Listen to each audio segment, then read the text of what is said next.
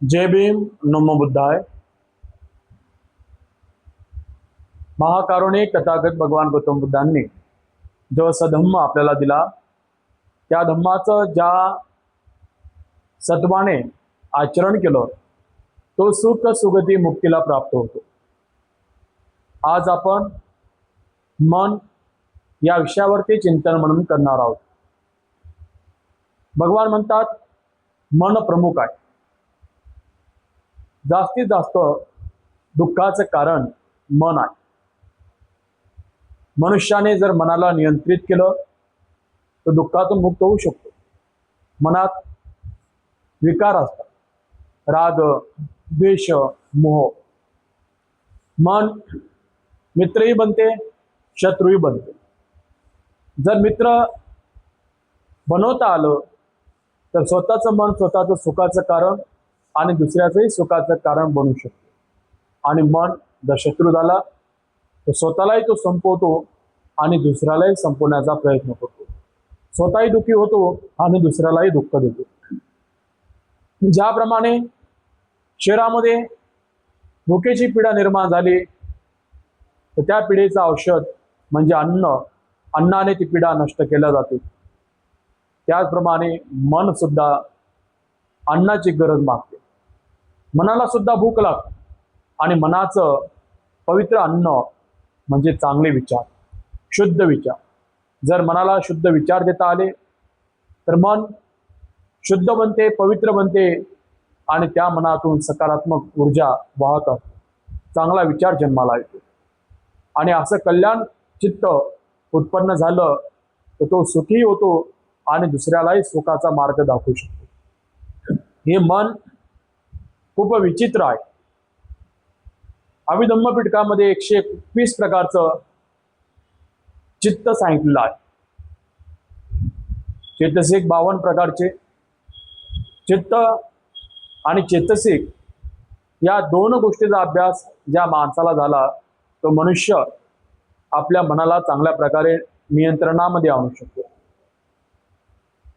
ज्याला आपण मन म्हणतो आणि शरीर म्हणतो, तर मन नावाची शक्ती हे 4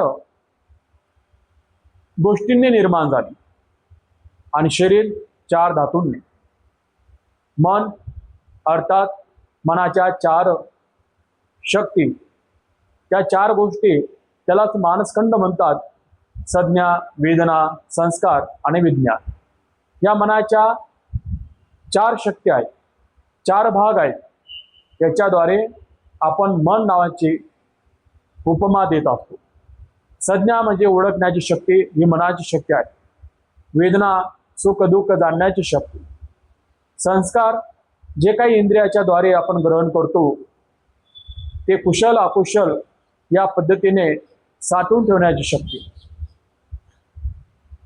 संज्ञा, वेदना, संस्कार आणि विज्ञान म्हणजे जाणण्याची शक्ती। या 4 शक्ती मनाच्या आहेत, त्यालाच आपण मन म्हणतो। शरीर म्हणजेच पृथ्वी धातू, अग्नी धातू, वायू धातू, जल धातू। 4 गोष्टींनी मन बनलं, 4 गोष्टींनी शरीर। या शरीराचं पोस्टमॉर्टम करून मनुष्य सगळ्या इंद्रियाच्या अभ्यासापर्यंत पोहोचला। बाह्य इंद्रिय आणि आंतरिक विषय त्याचा परिपूर्ण अभ्यास करू शकला। पोस्टमॉर्टम केल्यानंतर सगळं तो दाखवू शकतो। हृदय दाखवू शकतो, किडनी दाखवू शकतो, हड्डी दाखवू शकतो, रक्तवाहिन्या, या शरीरामध्ये जे जे काही आहे त्या सर्वाचा त्याने अभ्यास केला। पण मनामध्ये असलेली सकारात्मक ऊर्जा, नकारात्मक ऊर्जा पोस्टमॉर्टम करून सुद्धा दाखवता येत नाही। किती पुण्य केलं, किती पाप केलं हे दाखवताच येत नाही। पण ते माणूस, तो मनुष्य त्या ऊर्जेला जाणू शकतो। मन हे खूप विचित्र आहे। मनाला मित्र बनवता आलं पाहिजे। मन भटकलेलं असतं, मन खंडित झालेलं असतं। त्या मनाला जागृत करावं लागेल। आनापान आणि विपश्यनाच्या द्वारे त्या मनाला आपण नियंत्रणामध्ये आणू शकतो। मन, वाणी आणि काया या 3 गोष्टी जोपर्यंत शुद्ध होत नाही तोपर्यंत माणसाला सुखाचं जीवन जगता येत नाही। हे मन भूतकाळामध्ये जातं, हे मन भविष्यकाळामध्ये जातं, पण हे मन वर्तमान काळामध्ये टिकवणे खूपच अवघड आहे। भगवान बुद्ध म्हणतात, ज्याने मनाला जिंकलं त्याने जगाला जिंकलं समान आहे. मनाला जिंकणे एवढं सोपं नाही. त्या मनामध्ये अनेक प्रकारचे दुर्गुण राहतात. क्लेश, न्यूरन, अनुशय, संयोजन, ओघ, हेतू, उपादान, ग्रंथी, हे सगळे नकारात्मक शब्द या मनामध्ये उत्पन्न होतात. या मनाला खूप निरखून जागृतपणे बघावं लागतं. मनाला विकारातून मुक्त करता येतं. ज्या मनुष्याने मनाला विकारातून मुक्त केलं त्याच्या मनामध्ये एवढी सकारात्मक ऊर्जा वाहत असते की त्या माणसाला खूप सुखद वेदना जाणवतात. आपला सर्वात मोठा शत्रू बाहेर नाही, तर तो आपल्या मनामध्ये आहे. तो आपलं मनच आहे. राग, द्वेष, मोह हे आपले शत्रू असतात.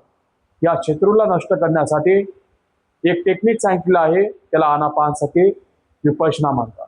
आनापानसतीच्या द्वारे आपण आपल्या मनातला राग, द्वेष, मोह त्याला दाबू शकतो किंवा नष्ट करू शकतो. विपश्यनेने सगळे विकार जाळले जातात. सगळ्या विकारातून मुक्ती मिळवल्या जाते. म्हणून उपासकांनो, मन सर्वात मोठा शत्रू आहे. या मनाला ओळखा, मनाला नियंत्रणामध्ये आणा. ज्याने मनाला जिंकलं त्याचे 99% समस्या सॉल्व्ह होतात. तो दुःखमुक्तीचा मार्ग पार करू शकतो. त्याला निर्वाण अवस्था प्राप्त होऊ शकते. मनाला जिंका, जगाला जिंकल्या समान आहे. नमो बुद्धाय, नमो